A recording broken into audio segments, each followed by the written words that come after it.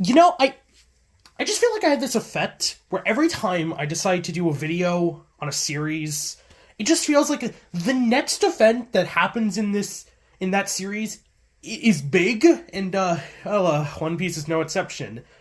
Welcome back to the second One Piece review, third if you know my history, but we don't talk about the review of 903. That didn't happen. But this will be One Piece chapter 1125, entitled "What Constitutes Death," or the previous chapter the previous title of this chapter was like, "What the meaning of death?" And it's a question that we all ask ourselves at one point in life. What does death mean?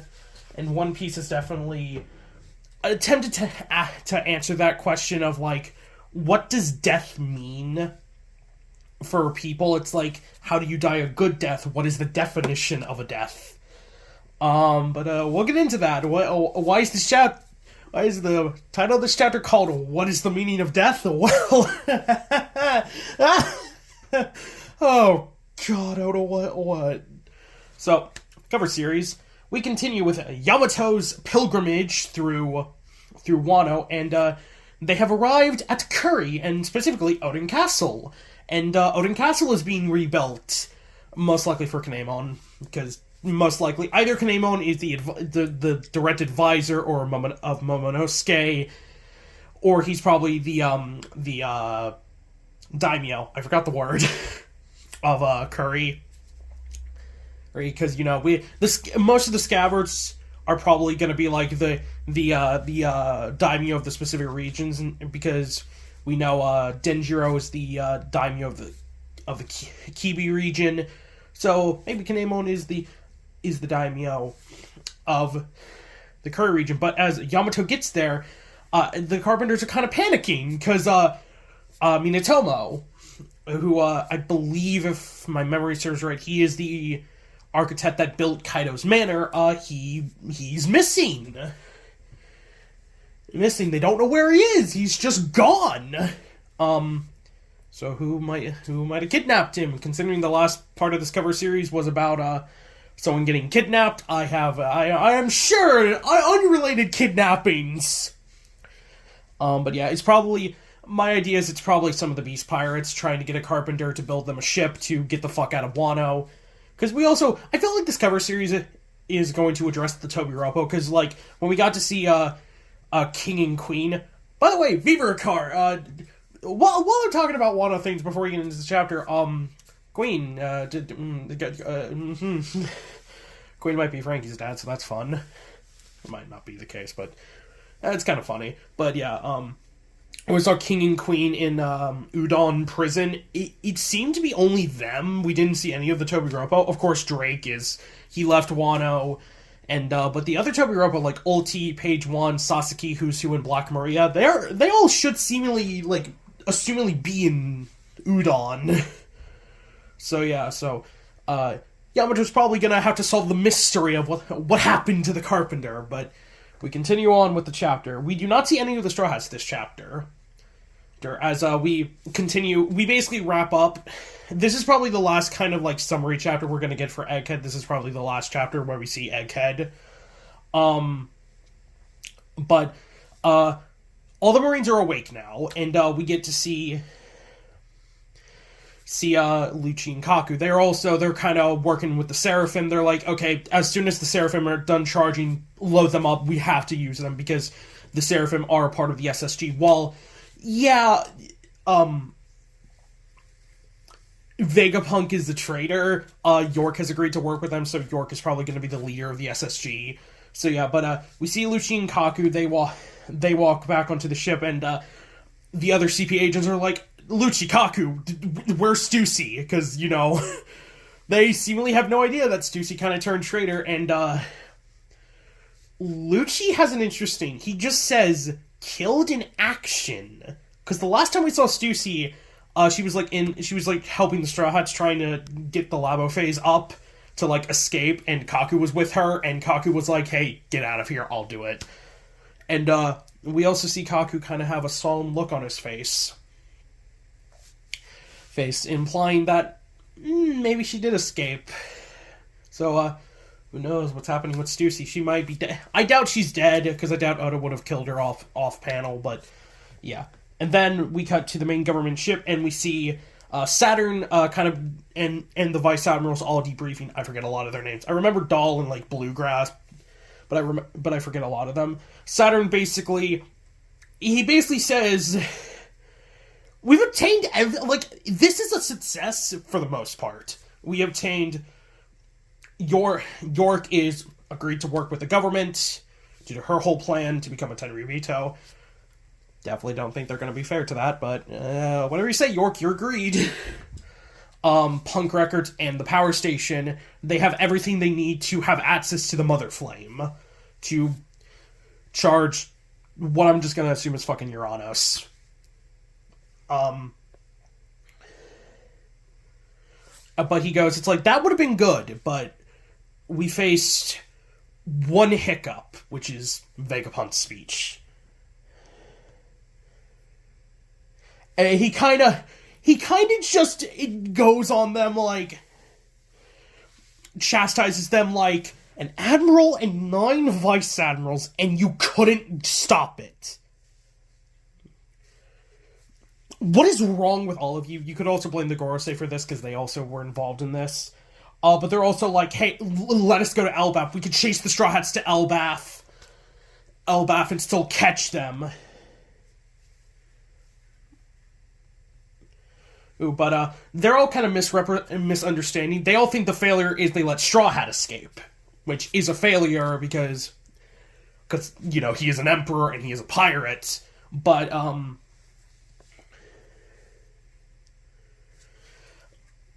Saturn is just like, forget Elbaf.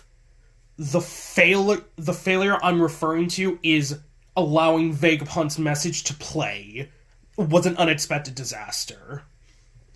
And he also, this is one of the more interesting parts of the chapter. Saturn basically goes on to say it's like, the Iron Giant surfacing to aid in the pirates. It's ironic, really, and okay, so we cut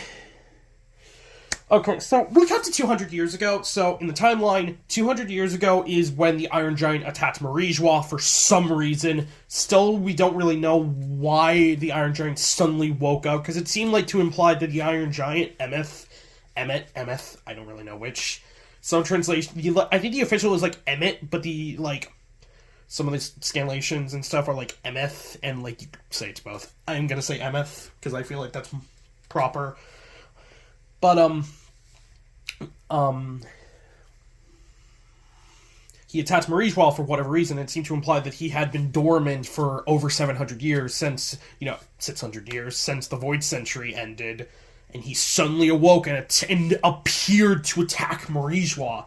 And then, like, he went to attack, and then he stopped. And, you might say, why are we cutting back there? Because Saturn was fucking alive 200 years ago. And, the panels that we see, he does not look a day younger or a day older. He looks the exact same age. Same age. And, after the attack, Saturn had got some scientists together there, and they had the order from someone else, maybe one of the other Gorsa, maybe even Eam, to destroy the Iron Giant, because Eam probably recognizes this is a relic of Joy Boy. The sooner I destroy this, the more I can just purge his legacy and his name from the world. But Saturn kind of had an alternate view. He was like, hey, why scrap this piece of technology when we can use it to further our military might? And he also says, like, I will take responsibility if it, is active again and does damage stuff. And all that. And, a little bit of an interesting portrayal of Saturn, because it seemed to imply that Vegapunk had kept this behind the government's back, but now it seems like Saturn was the one that kept it alive because he thought it could be used, because he says, like, this is the future. maybe implying that Saturn and the Gorosei don't know the history, because you feel like if they knew what the Iron Giant represented as one of the confidants of Joy Boy, they would be like, yeah, destroy this. It's a remnant of Joy Boy, Eames' enemy. So maybe they don't know the full truth. We assume they did, because they clearly know Joy Boy. They know what Joy Boy is. Because Saturn recognized Nika, and he's like, Nika. But, yeah, maybe. And he kind of, it's like it remained dormant for 200 years, and yet it clearly moved to protect Straw Hat Luffy. So we get that flashback. It's a little interesting of, like, Saturn seems that you would think, you would think the Gorosei would want to destroy it, but maybe not, and maybe that's part of the reason what's about to happen happens. So next we cut back to the present, and Vice Admiral Doberman, who has been a Vice Admiral for a majority of this. I forget if he was introduced during Enies Lobby or if he was one of the Vice. I think he was. He might have been introduced in Enies Lobby. I might be forgetting. But he walks up to Saturn and he asks, it's like, hey, Saint Saturn,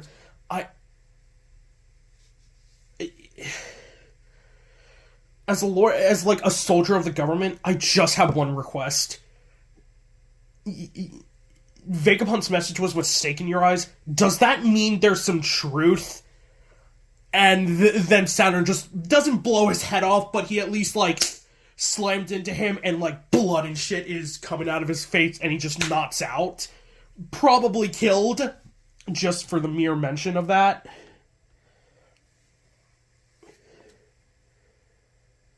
But they also say it's like, then the other Vice Admirals are like, get a medic, slap one of them awake. Implying that not every Marine is awake currently.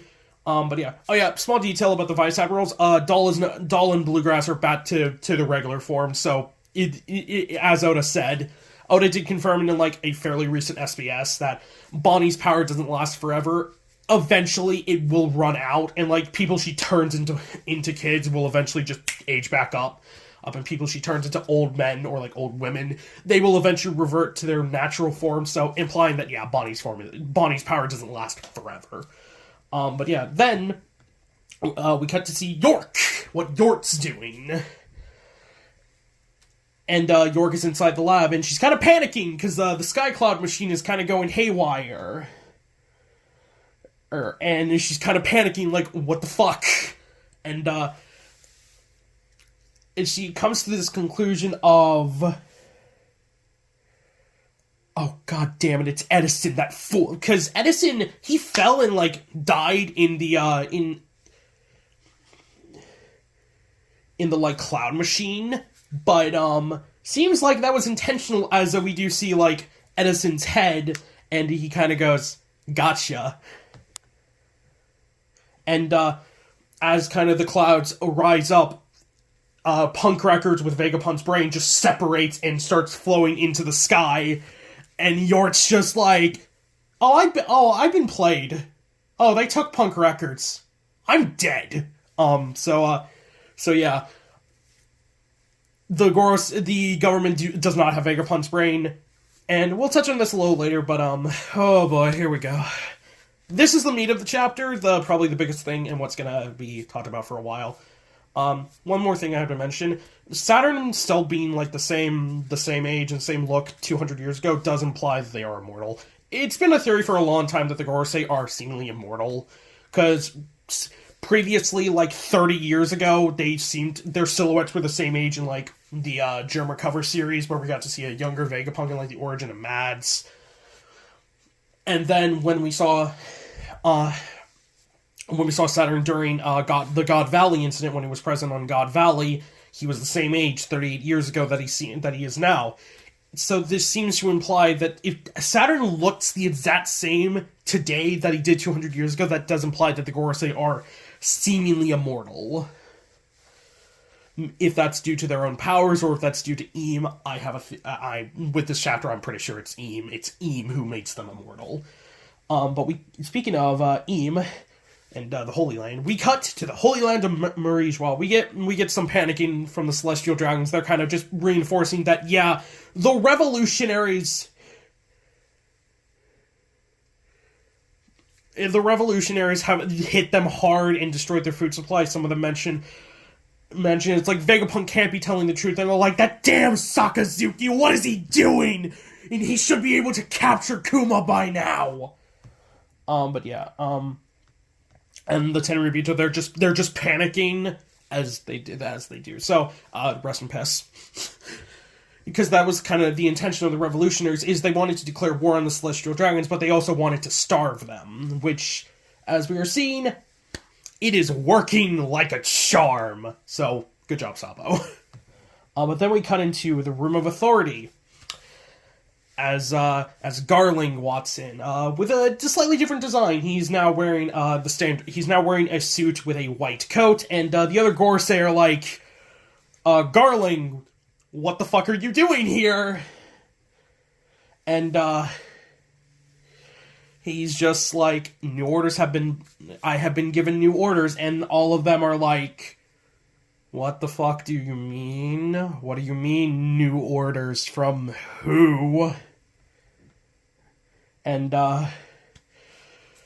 Garling goes on to continue this by saying, York is under my control.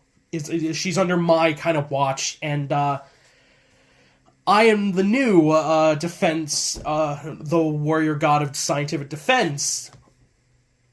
And, the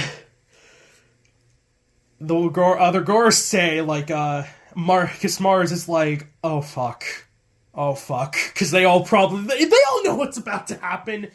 And, Garling he sits down and he goes, the world is heading for an age of turmoil. An unprecedented level of rebellion is imminent. And, as he sits down, we get a new title card for Garling.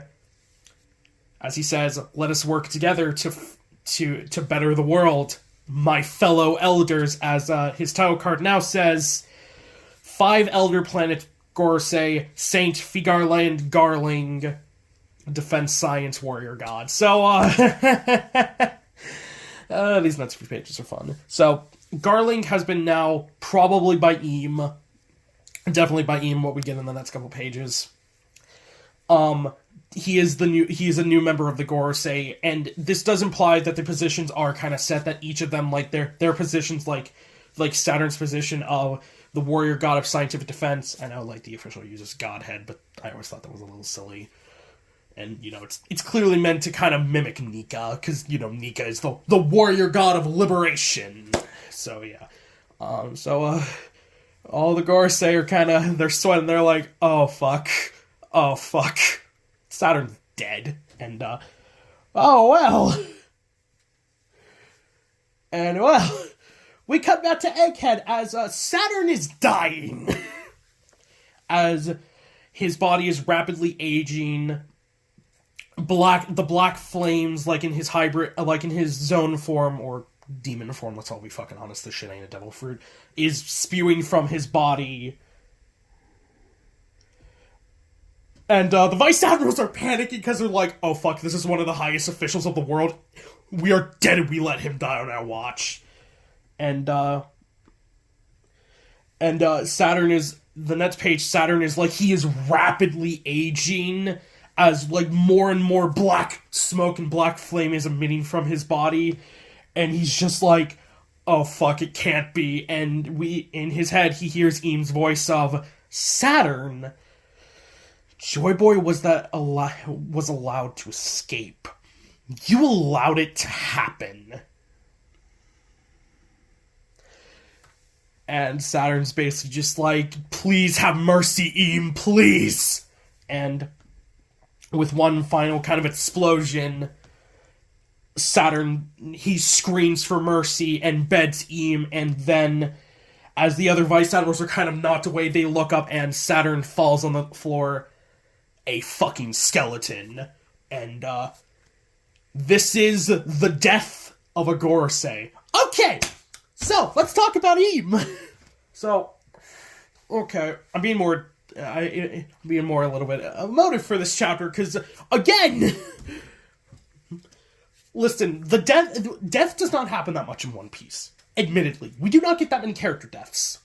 Like, and the character deaths we get are usually impactful, or get reversed like 30 chapters later. Pound. Pell. But when a character dies for good, Oda typically makes it a big thing. Like, Whitebeard and Ace dying still has ramifications to this day. And, oh boy. And a Gorosei dying is... The Gorosei have been characters for a long time. Funny that one of them dies, like, only 50 chapters after we found out their names. Which I find kind of comical. Also, I do kind of find it cosmically ironic that the week that we get to hear what Eam sounds like in the anime is the week a Gorosei dies. So, you know. But a lot of this does imply that the Gorosei are given immortality by Eam in some way, shape, or form. Are they chosen from the Gods' Knights, or are they just chosen randomly? Because, you know, Garling was chosen because he was, like, the supreme commander of the Gods' Knights, so does that imply all the Gorosei were once, like, members of the Gods' Knights? But yeah, and considering Saturn rapidly ages and, like, decays before exploding into just a skeleton, does really imply that Eam gives them immortality and can take that away whenever he, she, they fucking wishes. Honestly, you could just say this is like Eam just being like, yeah, I'm getting rid of you because you failed me, but this also just speaks to me that Eam is also just kind of a petulant child. And I think that interpretation does work, because it seems like Eam is just this immature brat of a leader who, you know, as the Gorosei said, it's like the world beats at the drum of its creator. So yeah, so the death of a Gorosei, which, oh boy, I feel like this is gonna be a big chapter for that, because, oh boy. Does this also mean that Garling is also gonna have, like, the Gyuki form, or will he... I think both could work. I feel like he could have the Gyuki form, and it could be slightly different.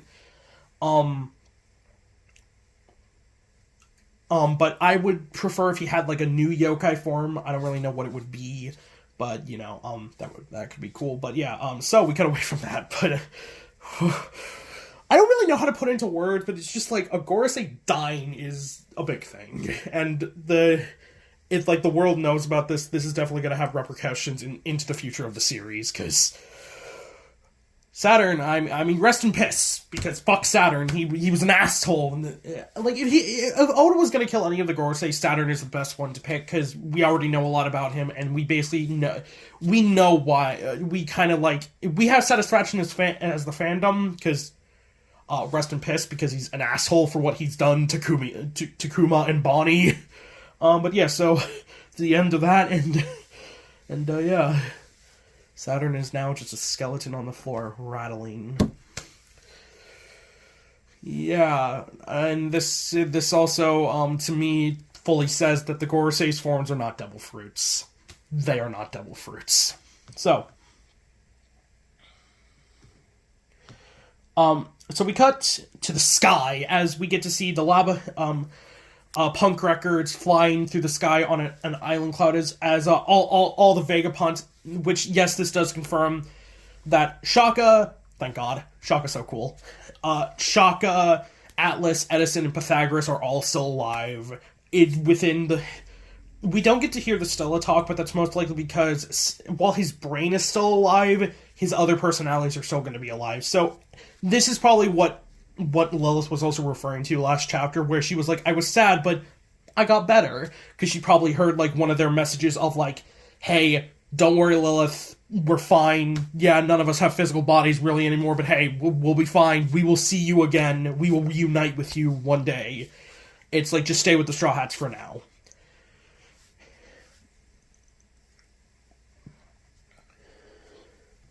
Yeah, they also go on to say it's like... well, York can still connect, that's a bad... So that's a bad thing, but Edison basically just goes, I mean, hey, it's better than handing her and more importantly, the government Vegapunk's brain on a silver platter. And they're kind of like, until the day all of humanity can access our brain, like, safely, we have to keep it safe. And Shaka basically is like, yeah, it's probably going to be like 500 years before that happens. And Pythagoras is also like, and we have no funds for resources or resources for funding. Oh, fuck us. And they all kind of make a makeshift body, and they're all kind of laughing at it. And Shock is just like, I see, you always did love my normal proportions, because, you know, Shaka and Lilith are, like, the only two, like, normal-sized humans. Like, you know, Atlas is gigantic, Edison is, like, tiny, relatively, and, Pythagoras is relatively big as well, and York is also big as well. And they were also, like, yeah, we should probably toss out all the York parts. So, this to me also does imply that all the Vegapunks are cyborgs, or at least robots, because we get to see, like, York parts, we get to see Edison, Atlas, so yeah. I don't think we get to see any parts that... Yeah, we get to see some heads that are, like, Lilith. But yeah, it does seem like all the Vegapunks are, like, cyborgs or robots with, like, their own personality. So yeah. So yeah, I guess the 4 Vegapunks are still alive, so all 6 Vegapunks are still alive. I can understand people who would be mad at this, because it's like, then what were their deaths for? And it's like, as they kind of said, Punk Records exists, so like none of the Vegapunks can really die. And like Stella can die, because we don't hear him in this chapter, and Vegapunk himself is most likely dead. But all the other, the essences of him, like Shaka, York, Lilith, all of them are still alive, so yeah. And the scene ends as the Vegapunks they contact Witheria, and they're like, "Hey, can anyone hear us? Vegapunk here." And Herodotus is just like, "Oh, Vegapunk, I thought you were dead." So they're most likely. So this maybe confirms that Vegapunk and Herodotus. I don't think it was confirmed that they had a connection or not, but Herodotus is an old fucking man. Like, Herodotus is like the second oldest human we know of. He's like 100, while Kureha is the oldest. She's like 141. So yeah, that ends. So hey, the Vegapunks are alive. I'm glad Shaka's not dead, because I like Shaka. He's my personal favorite besides Lilith. But final scene of the chapter, we cut to the Kamabaka Queendom to check out with the Revolutionary Army, because it's been a couple chapters. Koala is basically going through the message and summarizing what the fuck happened, because she's just writing down everything so they have it on record.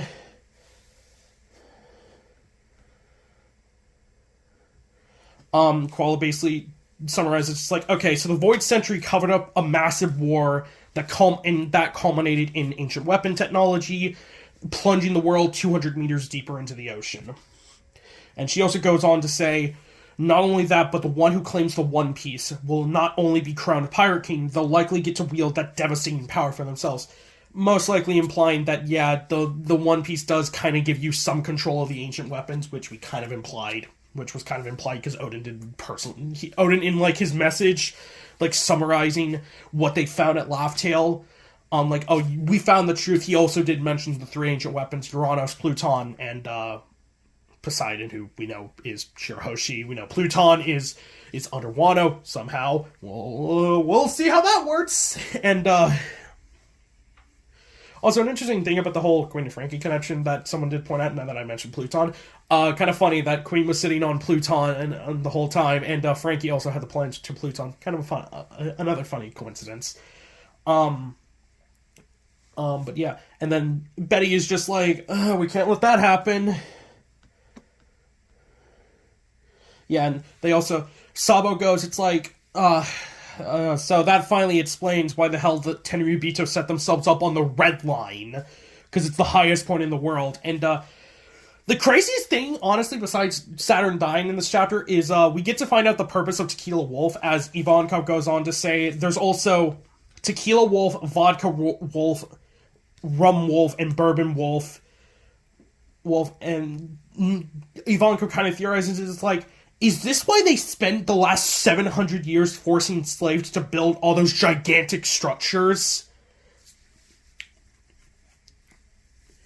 And, yeah, so most likely, we know Tequila Wolf is in the east. I believe it's on the east. I might be forgetting. But now we know vodka, rum, and bourbon are all probably in the 4 blues.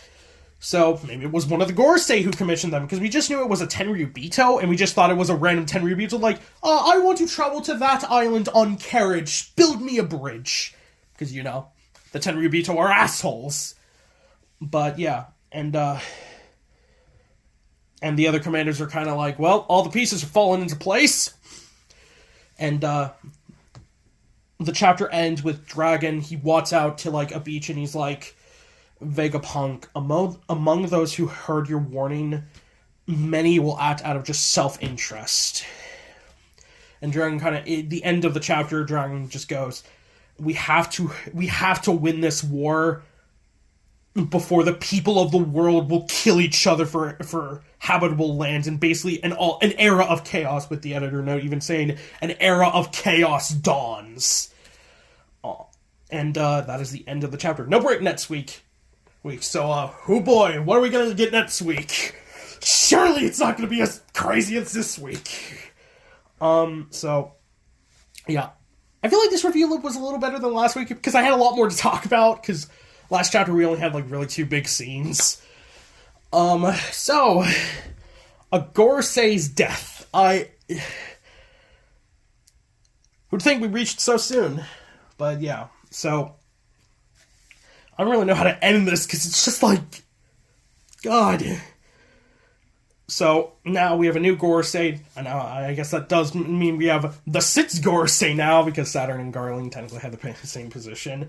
Most likely it was just Eam who was just like, okay, Saturn's failed me for the last time, and most likely another reason why Eam killed Saturn is because they found out it's like, they also kept the Iron Giant alive. I can't have that. So, that's also probably why Saturn was, like, staring at the Iron Giant a couple chapters ago. It's like, so we reunite again. But, yeah, what do you think of this chapter? This was definitely a crazy chapter of that, and, kind of, this chapter I feel like is going to confirm and kill a lot of Gorosei theories. I'm so interested to see what theories are going to come out of this now, because now we know kind of that, yes, there have been Gorosei in the past, and, you know, that they all have not been around since the Void Century, potentially, so... So, yeah, I hope you liked this review. Sorry this was a little scattered shot. I'm still trying to find out my style for these reviews.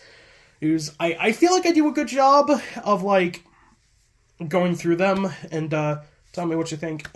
Criticism is accepted. I'm still trying to figure out my rhythm for these reviews, and, next week I will see you back here for 1126, and also the review of, GT11, though that'll probably be in, like, 2 weeks, because given translations, it'll probably take a week or so for the translations for, I forget his name, I forget their name, but that one Twitter account, to translate the volume. So, yeah, that'll be next week. I'm very excited for next week. If you like this review, like and subscribe, I guess I want to do videos more often, and I'm trying to have more of a common rhythm, and I probably will make, like, if there's a break after next chapter, I'm going to do, like, a general 2-hour video. So, yeah, I hope you liked this review. Sorry if it was scattershot. Kind of my style. This will be Neo, signing out.